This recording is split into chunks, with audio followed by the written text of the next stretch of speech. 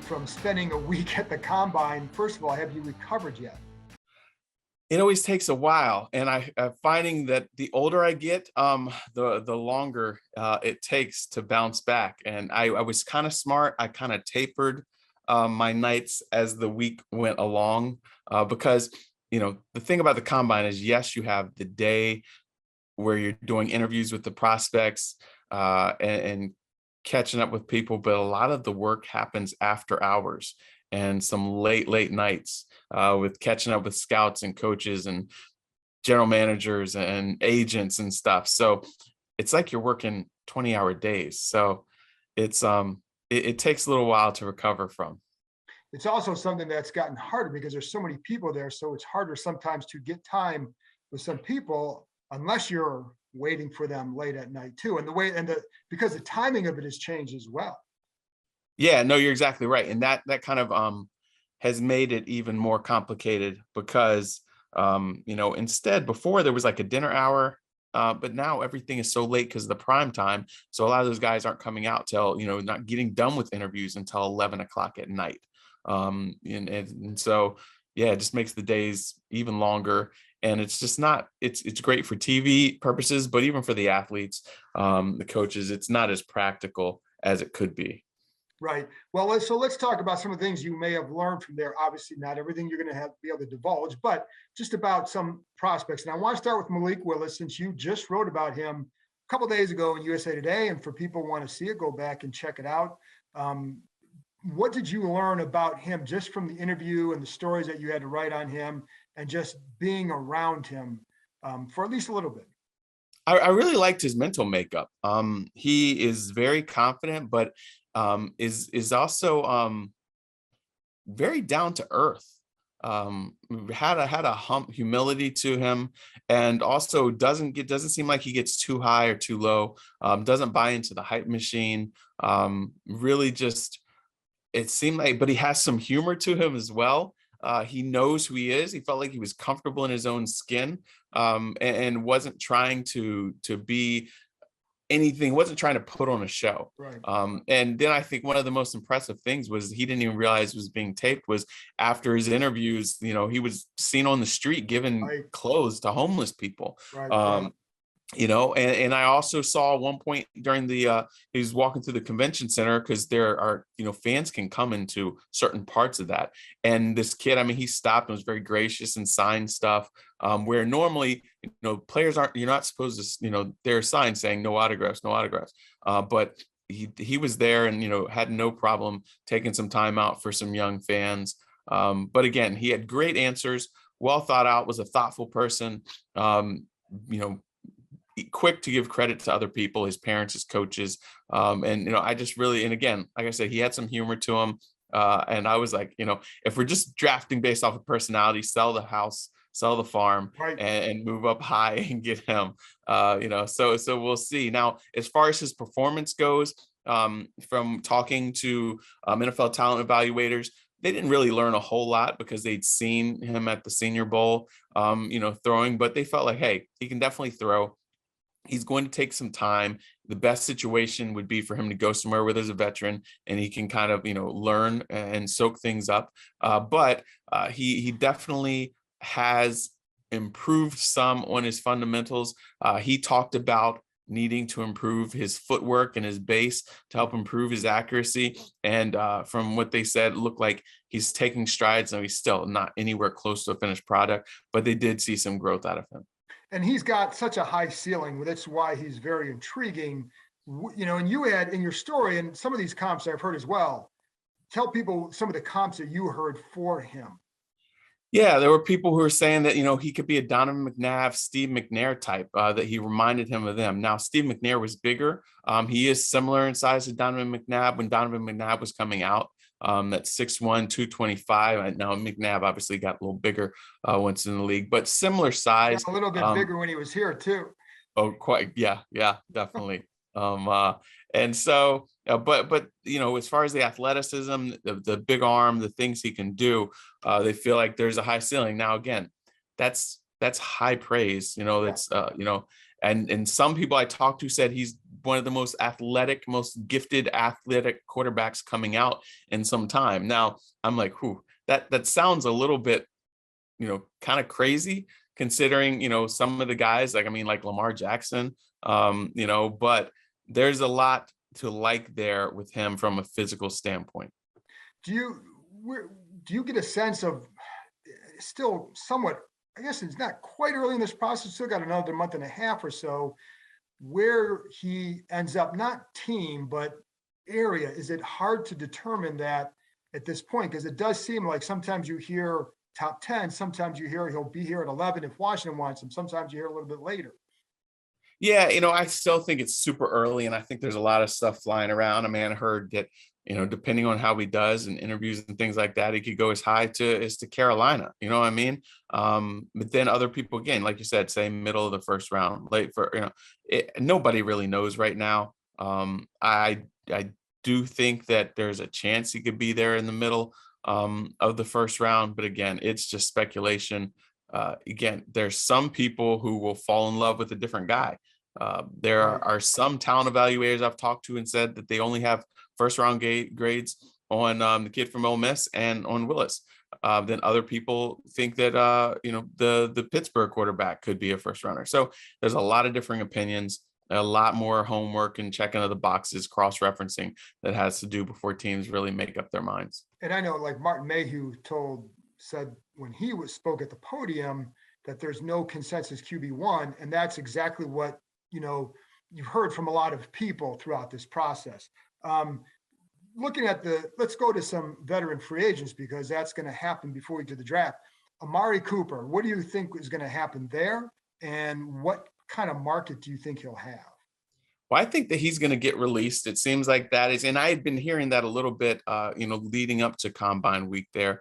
So it looks like he probably will be. Now, I wouldn't be surprised if Washington is a team that goes after him. I think that there are definitely teams that will go out there. I mean, this guy can really help you. Now, it's just the price tag is the thing with Dallas, and that they will, they have young guys that they feel good about. They'd rather, part ways with him and commit to those guys with maybe a brighter future and a little more affordable. But, we know Washington tried to get him before. So they would be a team I expect there would be a number of teams. Cleveland could be another team that could be interested in him, because they want to get somebody opposite Jarvis Landry. But I think a number of teams would be interested in having somebody of his caliber to help boost their offense. How important for Washington is it to have a quarterback in place before he comes free?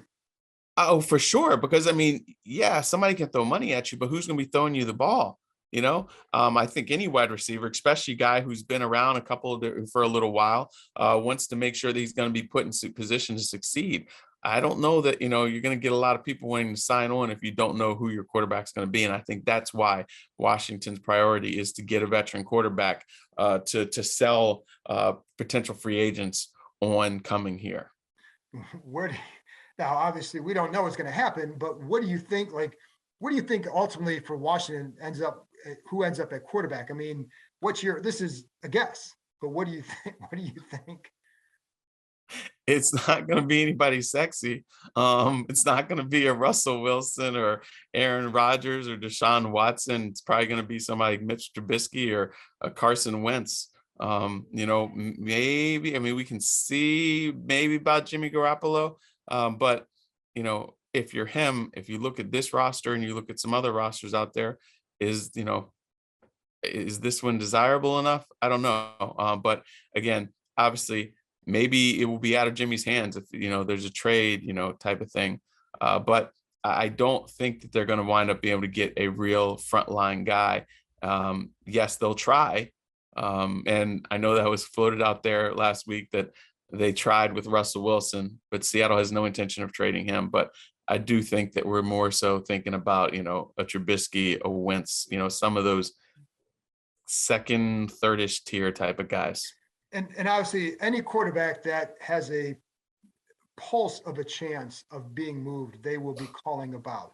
So one of those guys would be Derek Carr, because until he signs that extension and the Raiders commit to him long-term, there's always going to be that opening, I would think.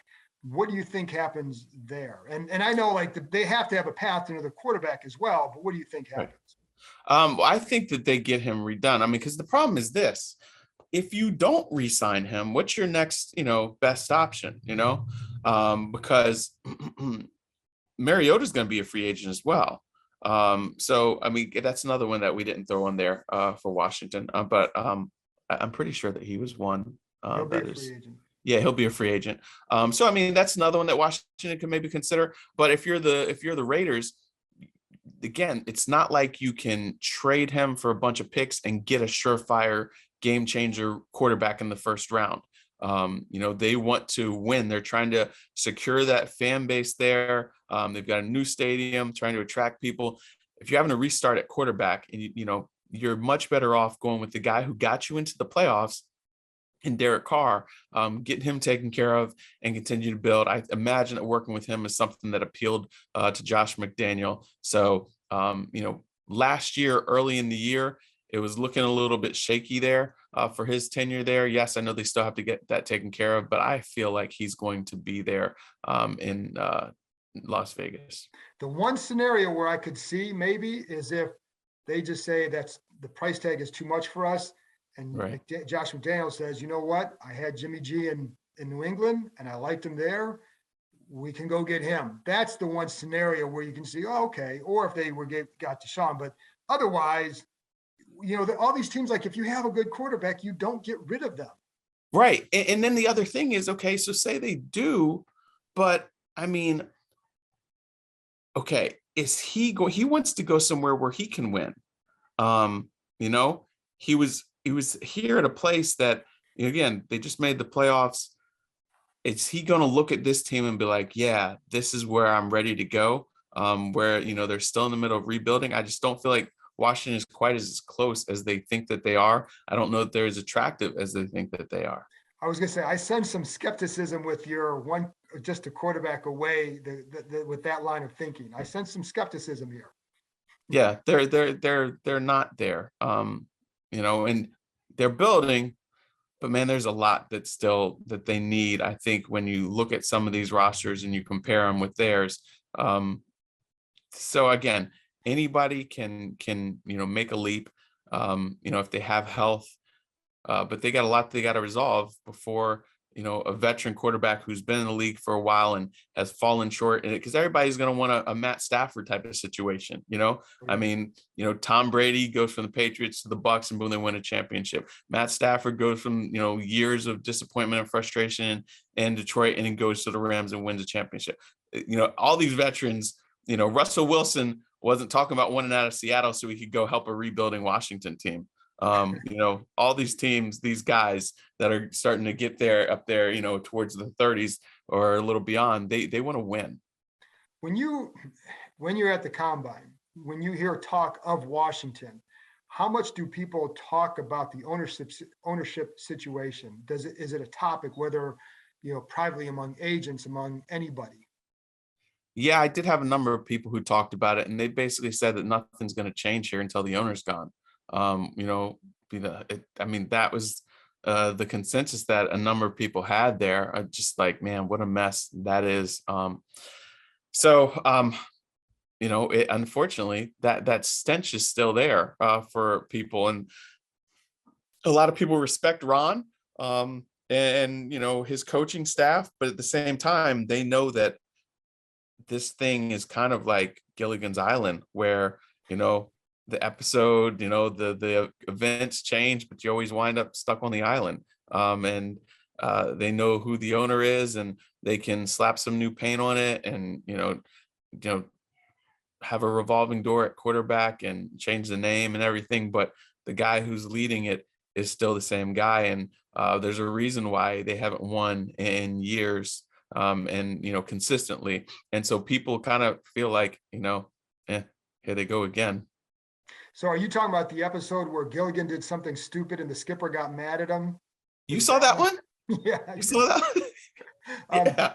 But did the possibility of ownership change come up, or do people just assume like nothing's going to happen? The people that I talked to, it seems like they felt like nothing is going to happen because, again, these owners are in bed with each other.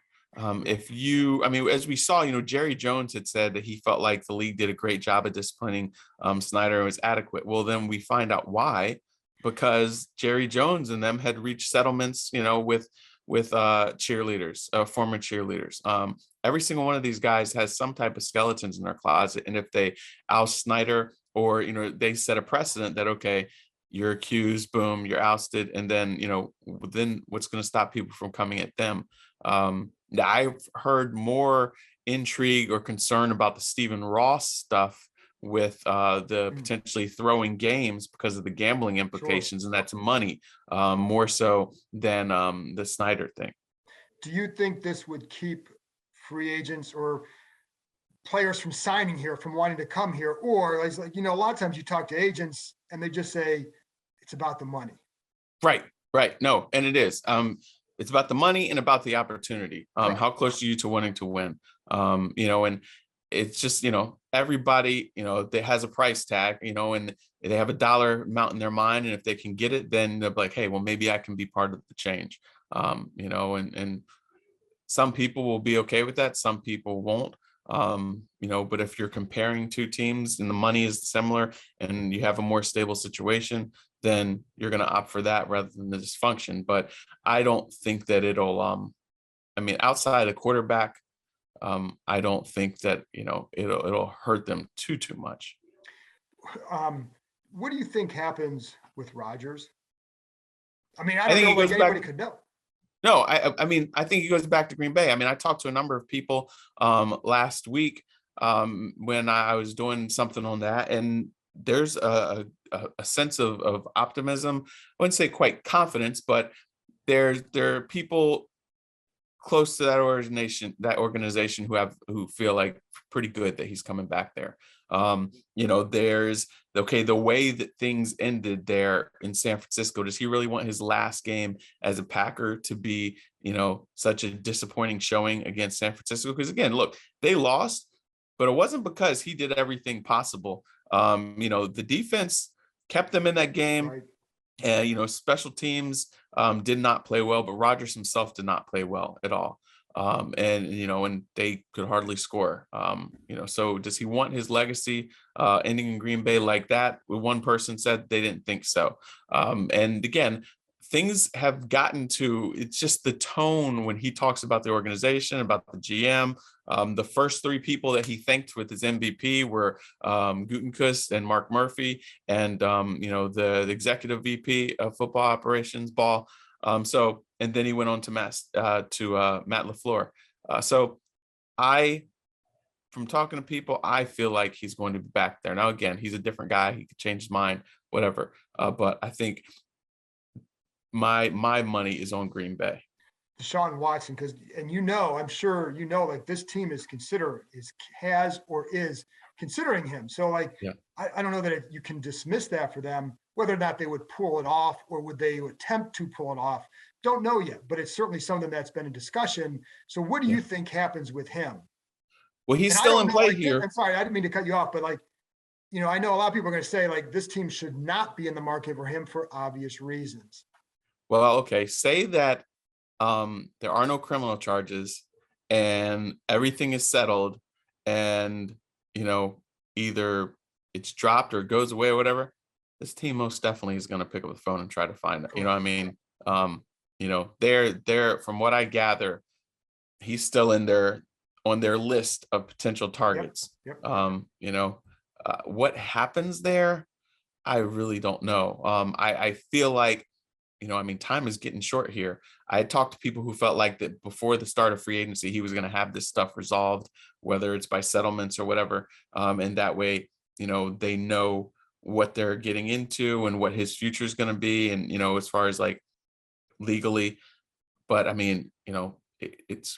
we're close. So I believe someone said that he's exhausting all resources. So I believe that they're trying to make sure they have a resolution by the start of free agency. I don't know if it will be the case, but I feel like, okay, he's going to play this year. Denver's been mentioned as a possibility. But again, we don't know when this stuff is going to be resolved. Right. That's the problem. And that's the tough thing about it. And there hasn't been a whole lot of news or anything coming out, which makes you think that maybe they're still working kind of feverishly trying to get something resolved. Last thing, you and I have covered quite a few new head coaches in this league. I mean, you look at the guys that we were on, it was Sean, it was Kyle, it was LaFleur, it's now Mike McDaniel, you got Kevin O'Connell. How surprised are you to see all these guys elevate to that position? I would have never in a million years looking at Mike McDaniel in 2010 and thought this guy's a future head coach. Agreed.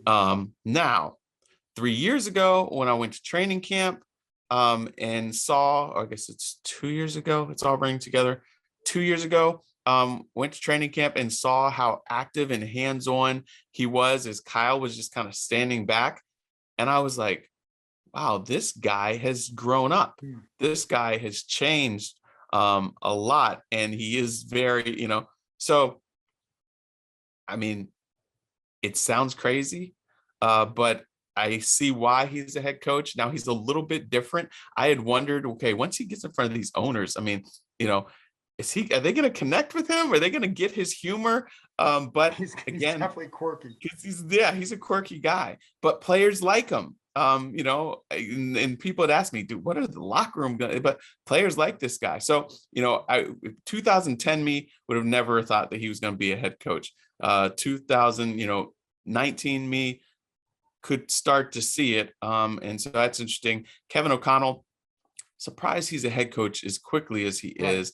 Now, once the hiring cycle started, I did talk to a number of people who thought that he had a good chance to get one this offseason. And so, and here he is. But it's just something that here we were, what is this? A third of the coaches in the NFL were here. It feels like it's crazy. But it just goes to show you that it's not just about the coaching. Everything's got to be, your front office has got to be on the same page. And then once these coaches got in situations where they have, the front office and the head coach are on the same page, and everybody's moving to the same direction, pulling rope, then you can have success. And, that's what each one of these guys have fallen into situations or worked their way into situations like that. And you never know if Dan Snyder and Bruce Allen and Mike Shanahan could have all been on the same page. It just makes you wonder, man, what could have happened here? But there's just too much dysfunction, because there's no way that these sharp coaches, Kyle, Mike, Matt LaFleur, Sean McVay, are three of the most successful and prolific offensive coaches in the league right now, and they all were working together in Washington. It should have turned out better than what it did. It did. And, the other guy and this would lead to a whole other discussion, so we don't need to go down the whole road. But the guy that I want to see get a job is Raheem Morris, because he deserves it. I know, he got fired after a couple of years in Tampa Bay, but he was very young. And I like that he went to the offensive side of the ball to learn. Then he went back to defense. He's done a good job with there. I think he's a personable guy. Players like him a lot. So, but he's a guy who we are also around that I would love to see get another chance. Yes, he should have gotten a job this past. He did a masterful job throughout the playoffs and in the Super Bowl. He should have gotten a head coaching job. I would say he should have gotten one before Kevin O'Connell. But we'll see what happens as far as next year goes. But he was young. He learned a lot from that situation here. If Adam Gase can get a second chance and get a head coaching job, and he blew that second chance, but if he can get a second chance, Raheem Morris definitely should get a second chance. We'll see how that plays out. But it's just interesting, when we talk about guys in better situations, even Joe Barry, I'm not saying future head coach, but Joe Barry proved himself to be really good at running a defense up in Green Bay, because he's got the pieces that fit the system, which, in Washington, Jim Haslett, Joe Barry, they always were running systems where they were trying to fit kind of pegs into square holes, right? And now you see what some of these guys can do when they actually have the right pieces and so again, so much goes into this. It's not always just, are you a smart head coach? Well, what else are you working with and everything like that? I think, and I appreciate you coming on. What you said is the key. Front office coaches have to be on the same page. And for so long here, that wasn't the case. And Right. people butting in who didn't have the expertise to really do that or shouldn't be doing that. So we'll see if it is now, but then the owner has to stay out of the quarterback decision, and we don't know if that'll happen. So, Mike, thank you very much for coming on. Always appreciate it. And people need to follow you on Twitter, and I will have already told them where, but if you want to tell them again, go ahead. Yeah, it's at by Mike Jones on Twitter, usatoday.com. And yeah, thanks for having me, man. Always good catching up with you. All right, Jonesy, got to get on that grill. I'll see you. See ya.